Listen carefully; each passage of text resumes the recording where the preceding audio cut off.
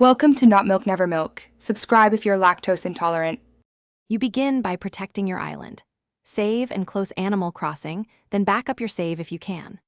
Once done, confirm your Switch is charging or on stable power. A crash during clock change can corrupt data. Make sure any online sessions are closed and your Nintendo Online Cloud backup is up to date. You're doing this to control events and resources. Safe preparation prevents lost progress, so take these first steps seriously before touching system settings.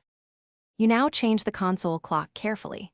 Go to System Settings, then Date and Time, and turn off Synchronize via Internet, otherwise the server will reset your change. Next, set the new date and time. Start with small jumps like 1 day to see effects. Once done, reopen Acnh and check for expected changes. Villagers, Nook events, and turnip prices update based on the new timestamp. Make adjustments in smaller increments if outcomes aren't what you wanted. You finish by confirming the island state and resolving any issues. Reopen Animal Crossing and visit resident services, shops, and mail to verify the time travel took effect.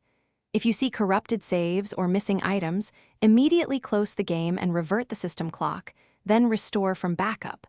If turnips or events are odd, undo large jumps and advance gradually. Finally, keep changes moderate and spaced by a minute or two. Thanks for watching. If this was helpful, leave a like and consider subscribing. See you next time.